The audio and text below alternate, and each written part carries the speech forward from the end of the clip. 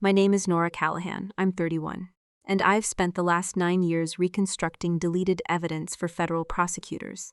The kind of digital forensics work that's put people behind bars using nothing but a corrupted hard drive and a timestamp nobody thought to check. I know how to prove exactly when a document was created, exactly who touched it, and exactly what someone tried to erase. My stepmother didn't know any of that. She just knew I was the quiet one who never argued back. My father's heart stopped at 2:52 on a Thursday afternoon, in a hospital room that smelled like rubbing alcohol and the wilted carnations someone had left on the windowsill 3 days too long. By 7:40 that evening, Renata was standing in the foyer of the house on Gaston Street, with a cardboard box already packed with my winter coat and the one photo of my mother I kept on my nightstand. "This house was never really yours to begin with," she said, holding the box out like she was returning a library rental. "Walter's gone now. It's time you found your own place." I looked at the box.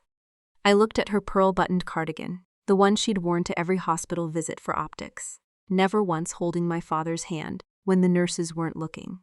I had a laptop bag over my shoulder and a flash drive in my pocket that held more about this family than Renata would ever be ready to see. I took the box without a word and walked past her down the porch steps, past the 2 hanging ferns she'd bought the week after she married my father and renamed our front porch her front porch. She had absolutely no idea what she'd just done. Welcome to the story.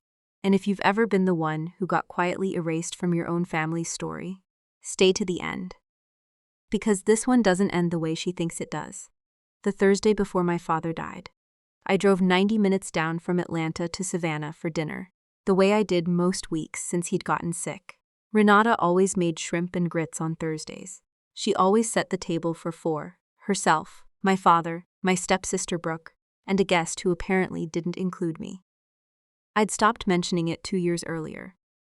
I'd bring my own plate in from the sideboard, sit at the corner where the tablecloth didn't quite reach, and eat quietly while Renata narrated her day.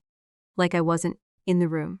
My father sat across from me, thinner than he'd been at Christmas, his hands trembling slightly around his sweet tea glass.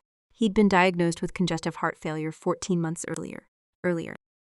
And even though I wasn't a doctor, I'd read enough of his discharge paperwork Renata forgot to leave out for me, to know his ejection fraction was dropping fast. Halfway through dinner, he set his fork down and looked at me. "Nora, did you ever pull those files I asked you about? The ones from the storage unit on Bull Street?" Renata's fork clinked against her plate a little too hard. "Walter, we don't need to talk about boxes at the dinner table. Brooke has news about her promotion." He glanced at me. I gave the smallest nod. He picked his fork back up. If you've ever sat at a table where your own father couldn't finish a sentence without being redirected, drop a comment below. I want to know I'm not the only one who's lived this. After dinner, I did the dishes, same as always. On the counter sat a stack of unopened mail, a cardiology follow-up notice, a letter from a title company, and something from a law office in a cream-colored envelope with a Savannah return address. Renata swept the whole pile into a drawer before I could read past the first line. "Just junk mail," she said, smiling with just her mouth. I dried my hands and drove back to Atlanta with the smell of Old Bay seasoning, caught in the collar of my jacket the entire way home. That was the last Thursday dinner I ever ate in that house. My mother died when I was 9. My father raised me alone for 3 years, before Renata came into our lives, with an 18-month-old daughter and a laugh that filled every room like it was auditioning for something. She was warm in public and precise in private. Within a year, the photo of my mother that hung in the hallway had migrated to a box in the garage labeled Old Frames. My bedroom, the one with the window facing the live oak tree, became Brooke's playroom by the time I was 11. I moved into the small room above the garage that smelled like motor oil in the summer and never quite warmed up in the winter. My father wasn't a man who fought battles out loud. He fought them the way engineers fight problems. Quietly, methodically, with documentation. Every Saturday morning, starting when I was 12, he took me to his workshop behind the house, where he restored old radios, and later, old computers for extra income. He taught me how machines kept records even when people didn't want them to. How a hard drive holds onto a file's ghost long after someone hits delete. How a printer leaves microscopic tracking dots on every page it produces. How a metadata timestamp doesn't lie, even when the person who created the document does. People forget that machines remember everything, he told me once, soldering iron in hand, sparks catching the workshop light. Numbers on paper can be argued with. Numbers inside a machine can't. I didn't fully understand what he meant back then. I understood it completely by the time I was 26, sitting across from federal prosecutors, explaining why a signature on a contract couldn't have been made on the date it claimed, because the file's internal metadata put its creation 3 weeks later. Quick pause here. If you're new to this channel, hit subscribe. This story only gets sharper from here. And I promise you don't want to miss what my father left behind in that storage unit. By the time I was 17, my father had started something Renata never knew about. He opened a small brokerage account in my name with $4,000, he said, came from selling an old ham radio collection. He taught me to read a portfolio statement the way other fathers taught their kids to change a tire. Every quarter, he'd call me. Always on a Sunday morning, always before Renata woke up, and we'd go over the numbers together. It became our language. Numbers instead of apologies. Compound interest instead of "I'm sorry she treats you this way." He also mentioned, more than once, a storage unit on Bull Street. "There's a filing cabinet in there," he said. The last time we spoke on the phone, 4 days before he was admitted to the hospital. "When the time comes, you'll know what to do with what's inside it. Don't let Renata get there first." I didn't ask what he meant. I'd learned a long time ago that when my father told me something in that particular tone, the smartest thing I could do was listen and stay quiet. By college graduation, I had a forensic accounting minor stapled onto a computer science degree, a job offer from a cybersecurity firm that contracted with the Department of Justice, and a brokerage account that had grown from $4,000 into something Renata had never once asked about, because in her mind, I was still the quiet stepdaughter who ate at the corner of the table and never mattered enough to investigate. She had absolutely no idea how wrong she was.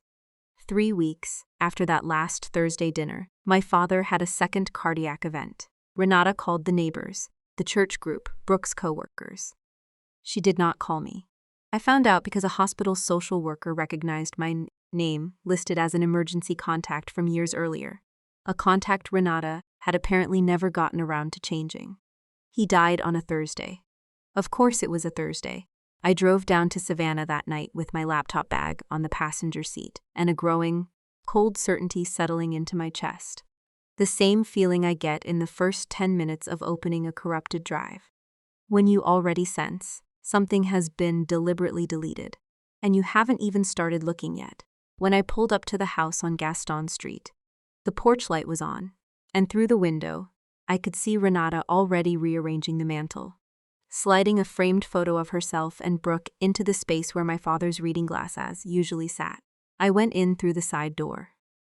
Upstairs, in what used to be my bedroom, and was now Brooke's yoga studio. I sat on the floor with my laptop bag beside me and opened my email. There, sitting unread since that afternoon, was a message from a storage facility on Bull Street, confirming a keypad access code change request. Submitted that same day, at 3:40 p.m., less than an hour after my father's official time of death.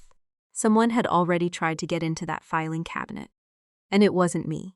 I sat on the floor of what used to be my bedroom. For a long time, the laptop's glow the only light in the room, staring at that access code confirmation email, until the words stopped making sense and started making a different kind of sense entirely.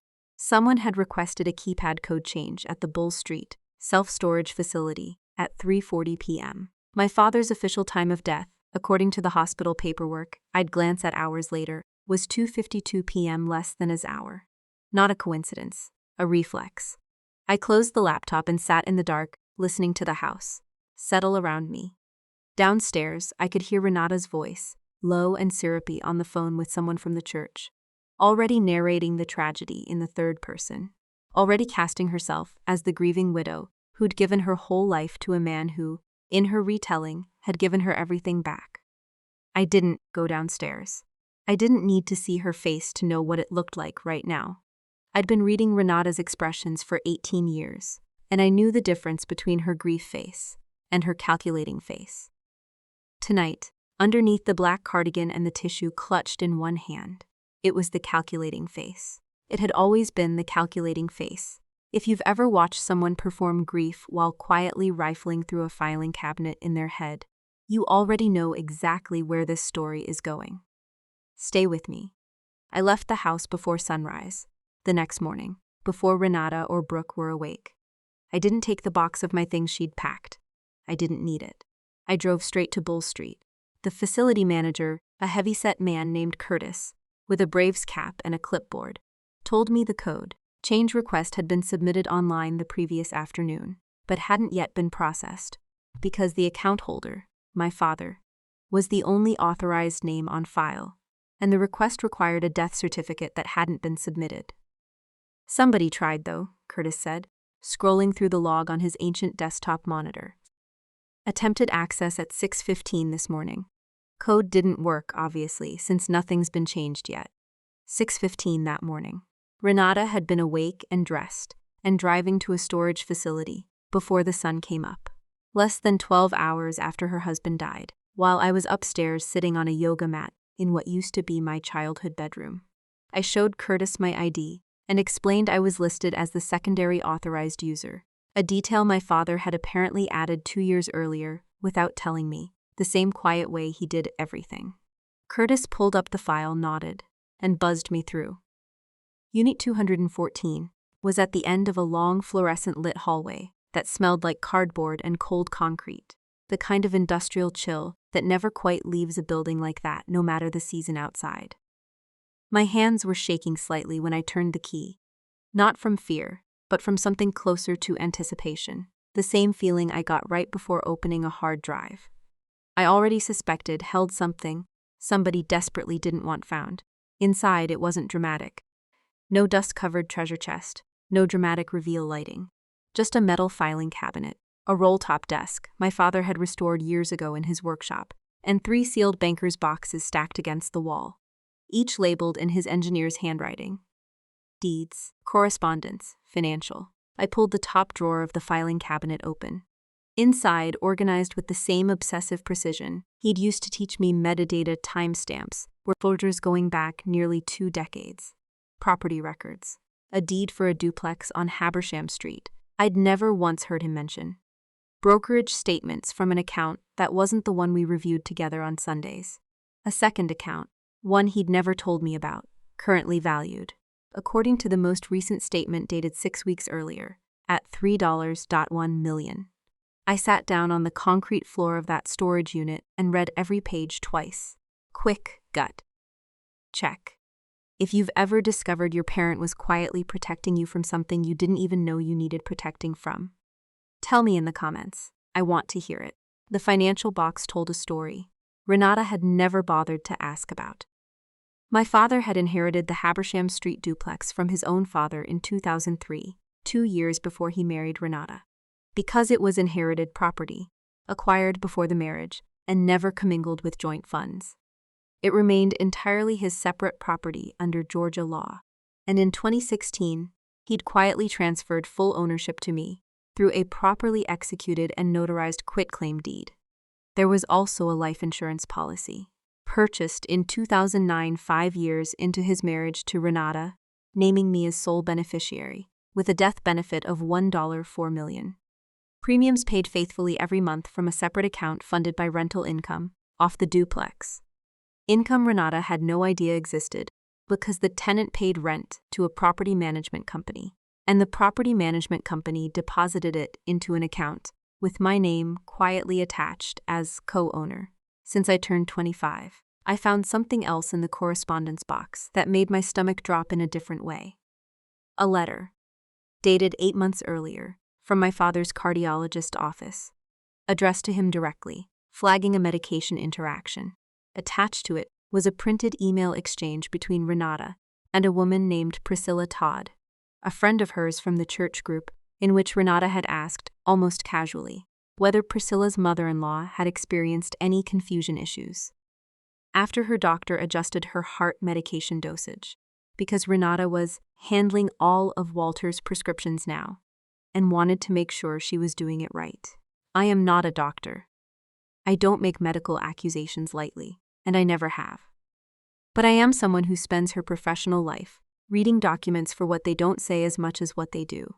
And something about the casualness of that email, printed and tucked into a folder, my father had apparently deliberately preserved, sat wrong in my chest like a stone.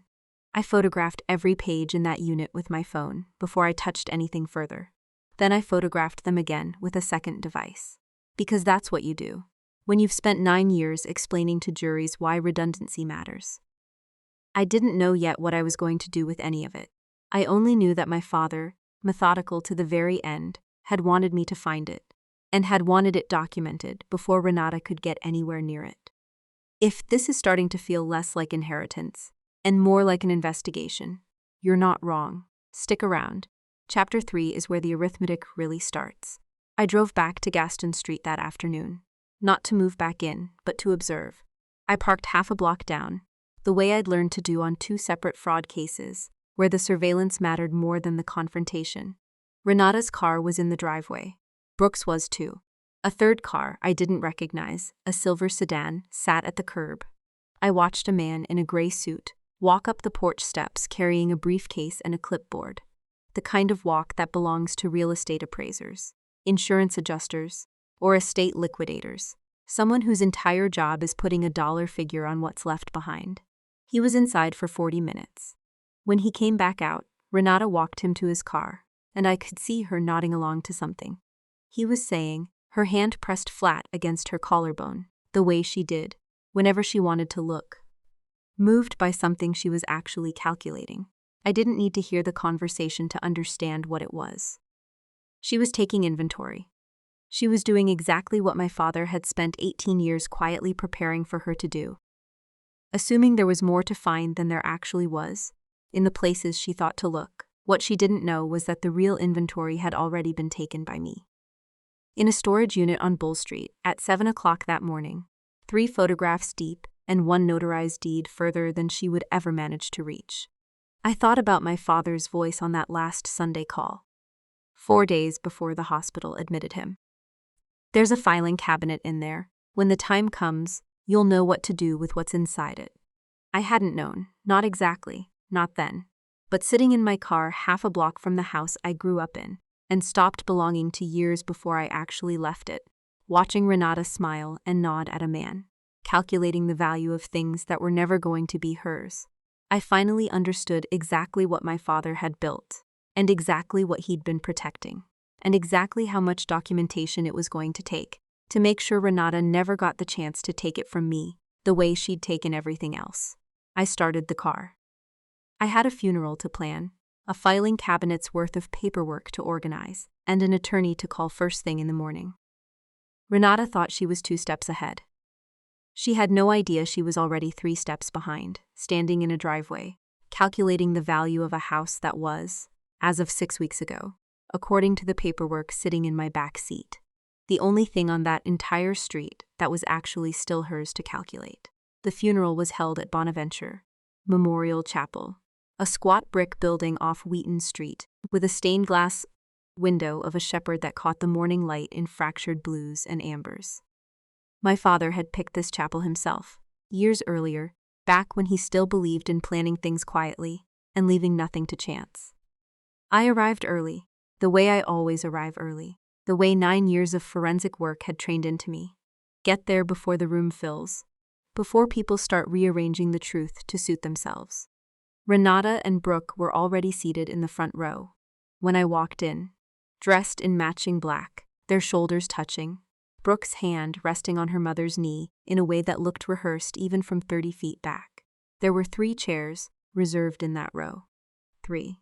I did the math instantly, the way I do math on everything now, and understood exactly where I stood in it. I sat 4 rows back, besides a woman I didn't recognize, and let the empty space beside me collect the weight of everyone who hadn't shown up for me in 18 years. A man named Gordon Ashby, one of my father's old radio club friends, gave the eulogy. He talked about a man who fixed things quietly, who never raised his voice, who showed love through action instead of words. I almost smiled at that. Somewhere in a folder in my back seat sat a life insurance policy purchased in 2009. That proved exactly how right Gordon was. If you've ever sat in a family funeral doing math instead of grieving, you already know this feeling doesn't need explaining. Comment below if this hits close. After the service, in the gravel parking lot, a neighbor named Mrs. Pruitt approached me, holding a paper cup of church coffee, squinting like she was trying to solve a puzzle. "Nora, honey, why weren't you sitting up front with the family?" "There were only 3 chairs," I said. She blinked, glanced toward Renata accepting condolences near the hearse, hand pressed to her collarbone in that same performative gesture from the driveway 2 days earlier, and she didn't say anything else. She didn't need to. Some silences confirm more than words ever could. Renata made an announcement before everyone dispersed. She stood at the top of the chapel steps, steadied by Brooke's arm, and addressed the small crowd like she was closing a keynote. "Walter was very clear about his wishes," she said. "The house is our family home. Brooke and I will be staying there, exactly as he intended." She didn't look at me when she said it. She didn't need to. What she didn't mention, because she genuinely didn't know it existed yet, was the will reading, scheduled for the following Tuesday at the law office of Harmon & Cole on Bull Street. 3 buildings, down from storage unit she tried and failed to access. I drove to a Hampton Inn off I-985 that night. $49 less than I remembered. Motels costing in the stories. My father used to tell about his own lean years, back before he learned to build things nobody could see. I lay in the dark and thought about arithmetic, not the kind you do on a calculator, the kind you do with your whole life. Quick pause. Subscribe if you're new. This next part is where everything starts adding up, and I promise you'll want to see how the numbers land. I called my attorney, Priya Nagarajan, the next morning. She was 38 sharp and had handled asset protection work for me since I first started making real money off the duplex, 6 years earlier. Long before I had any idea, my father was quietly stacking a second fortune behind it. "I need everything confirmed before Tuesday," I told her. She read the file back to me over speakerphone. While I sat at the small hotel desk, the calculator app open on my laptop out of pure habit, even though I didn't need it. The Habersham Street duplex, transferred to you via quitclaim deed in 2016. Current appraised value, $410,000, fully rented, generating $2,800 a month. The life insurance policy, $1.4 million, death benefit, you as sole named beneficiary, since 2009, payable directly outside of probate. The secondary brokerage account opened in your name in 2018, currently valued at $1 million. None of it touches the estate. None of it is Renata's to contest. And the house on Gaston Street, titled solely in Walter's name, community property under Georgia law since the marriage, appraised around $340,000. That's what's actually in the estate, and whatever's left of the joint savings account. I sat with that for a long moment. Renata was preparing to fight over a $340,000 house and whatever remained of a savings account. While 3 buildings down from where that fight was scheduled to happen, a filing cabinet had already settled the question of who my father had actually been protecting for 18 years. I thought about every Thursday dinner where I ate at the corner of a table that didn't quite fit me, every Christmas card that pictured a family of 3. Every time Renata described me to a neighbor as busy, difficult, distant, when the truth was simpler and colder than any of those words. I had never been treated like family. I had been treated like infrastructure. Something load-bearing, expected to hold the walls up without ever being asked how it was holding. If you've ever realized your family only valued what you could quietly provide, and never who you actually were, drop a comment. I want to know, I'm not alone in this. That was the moment something shifted in me, sitting at that laminate desk with the hotel ice machine humming through the wall. I stopped waiting to be seen. I stopped hoping Renata would look back at some point over the last 18 years and recognize what she'd actually done. I started calculating instead, not out of cruelty, but because calculating was the only language my father and I had ever fully shared, and it was the only language that was going to matter in that conference room on Tuesday. I went back to the storage unit that afternoon with Priya beside me. We spent 4 hours photographing, cataloging, and cross-referencing every document against county records and brokerage statements, building a file so airtight that no contest, no appeal, no accusation from Renata's future attorney would find a single loose thread to pull. Near the bottom of the correspondence box, beneath the email exchange about medication dosages, I'd found 2 days earlier, I found something I hadn't seen the first time through, a handwritten letter from my father dated 3 weeks before his death, sealed in an envelope with my name on it, in his engineer's block lettering. I didn't open it there. Some things you don't read. Standing in a storage unit under fluorescent lights, with an attorney checking her watch. I put it in my bag and carried it back to the car, and I didn't open it until that night. Alone, in the hotel room, sitting on the edge of a bed that sagged slightly in the middle. His handwriting was shakier than I remembered, the letters leaning harder to the right than they used to. Evidence of a hand that had already started failing him. But the words were exactly what I expected from a man who'd spent his whole life proving things instead of saying them. Nora, if you're reading this, it means the time came faster than either of us wanted. I know Renata will try to make this hard for you. She always has in her way, even if she'd never admit it to herself. I couldn't stop that, and I'm sorry I didn't do more to stop it while I was still strong enough to. What I could do was make sure you never had to depend on her permission for anything again. Everything in that filing cabinet is yours. It was always yours. I just needed you to find it on your own terms, the way I taught you to find everything, by checking, not by asking. I love you. Do the math. You already know what it says. I read it 4 times. Then I set it on the nightstand and sat in the dark for a long time, listening to a truck downshift on the interstate outside, thinking about a man who couldn't say the words out loud, but had spent 18 years building an entire architecture of proof instead.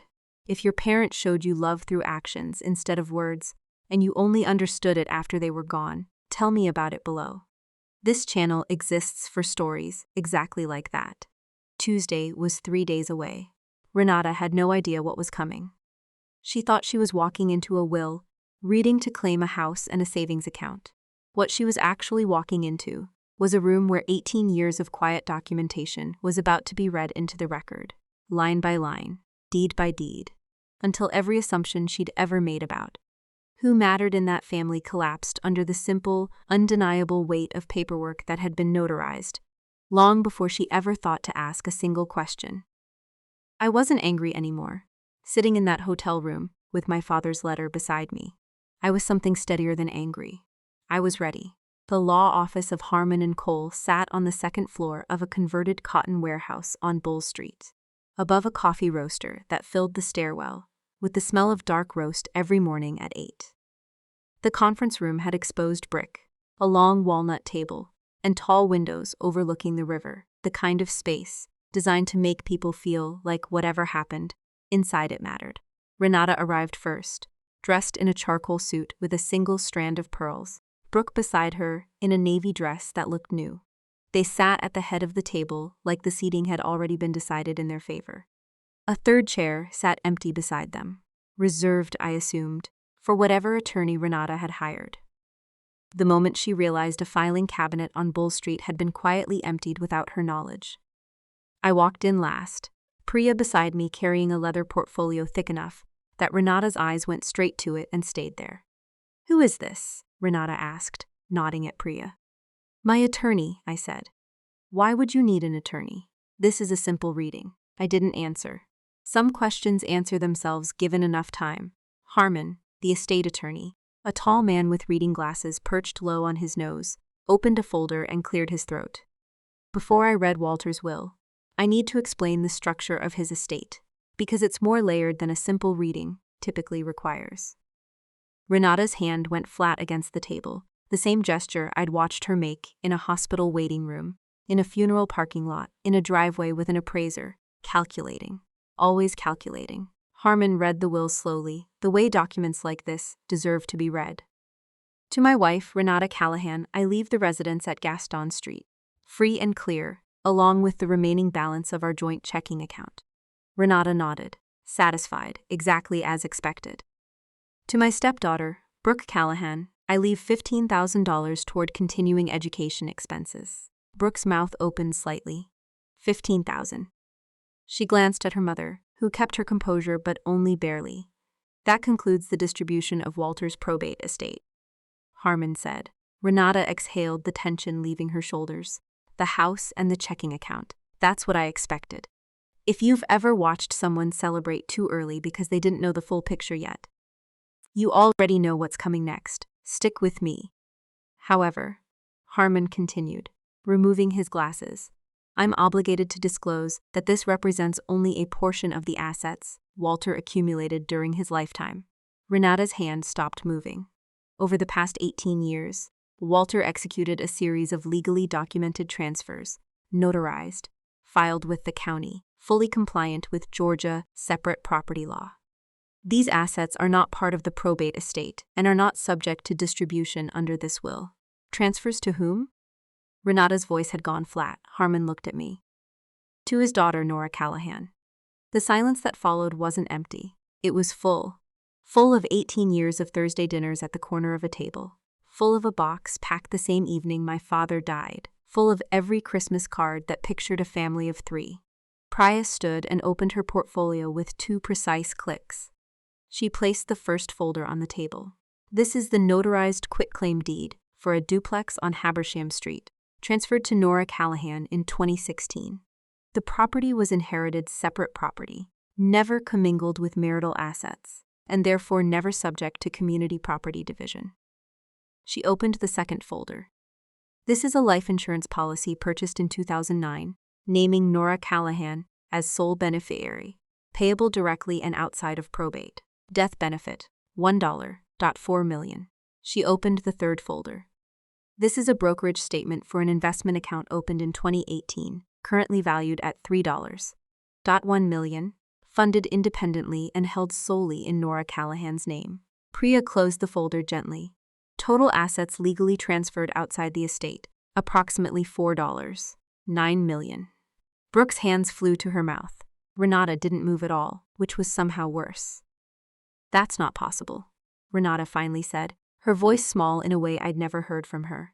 That's Walter's money. She must have. She took advantage of him somehow, while he was sick, while he wasn't thinking clearly.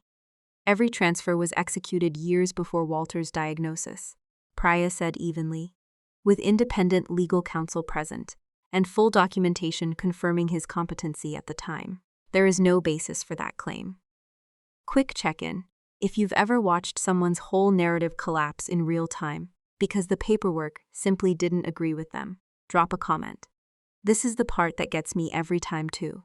Renata turned to me, and for the first time in 18 years, I watched something crack in her expression that wasn't performance. You knew, all this time, sitting at that table, eating my food. You knew. You packed my things 4 hours after he died, I said, quietly. You changed nothing about how you treated me for 18 years. I didn't owe you advance notice of anything. Priya wasn't finished. She placed one more document on the table, a printed copy of an email exchange, the one I'd found in the correspondence box beside my father's letter. There's one additional matter the estate needs to note for the record. This is an email exchange from 8 months ago, in which Mrs. Callahan inquired about medication side effects related to confusion around the same period. Walter's prescribing physician flagged a dosage concern in his chart. We're not making any accusation here today. We're simply entering it into the record, should any future questions arise. Renata's face went the color of the conference room walls. She didn't respond. She didn't need to. The silence did the work the words couldn't. Harmon closed his folder. Renata, I'd advise you to consult independent counsel before making any further statements today. Brooke reached for her mother's arm. Renata didn't seem to notice. I stood up. Everyone in the room looked at me. Renata with her hands frozen on the table. Brooke with tears she hadn't quite let fall. Harmon behind his glasses. Priya beside her portfolio. I didn't come here to take anything from either of you, I said. Everything under my name has been mine for years, long before today. I came here so the truth would finally be documented in a room neither of you could argue with. I looked at Renata one last time. You said the house is yours. Keep it. I never wanted it. I wanted to be treated like I belonged in it. That's the one thing you never gave me, and it's the one thing I could never subpoena. I picked up my bag and walked out, my footsteps steady on the hardwood. Priya beside me, the smell of dark roast coffee, drifting up the stairwell as we descended, ordinary and warm and completely unrelated to what had just happened in that room. I sat in my car in the parking lot for a long time afterward, engine off, hands on the wheel, staring at the river through the windshield. I didn't feel triumphant. I felt tired, and I missed my father in a way that no amount of documentation could ever fill in. He hadn't left me money to make me rich. He'd left me proof. Proof that he'd seen exactly who I was all along, even when he couldn't say it out loud across a dinner table Renata controlled. Every deed, every notarized transfer, every quiet Sunday phone call was his way of saying the thing he never learned how to say directly. I see you. I've always seen you, and I made sure no one could ever erase that, no matter what happened after I was gone. That's the part I want you to sit with. If you've made it this far, you don't have to earn your place in a family by staying quiet and small and grateful for scraps. Sometimes the people who love you best aren't the ones who say it loudest. They're the ones who quietly build you a floor to stand on for the day you'll need it, long before you ever knew you would. 6 months later, I moved my consulting practice into a small office, 2 blocks from the duplex on Habersham Street. I kept my father's old soldering iron on a shelf above my desk, not because I use it, but because it reminds me where the habit of checking everything twice actually came from. Renata never called Brooke, sent one message, months later, that simply said, "I didn't know any of it either. I'm sorry. I read it. I haven't answered yet." Some silences take longer to sit with than others. And I've finally learned that not answering isn't the same as not moving forward. If this story meant something to you, if you've ever been treated like the load-bearing wall in your own family instead of a person who deserved to be seen, that's exactly the kind of story we tell here every week. My name is Nora Callahan, and that was my story. If you enjoyed this, please like, comment, and subscribe to Shadow Drama Stories.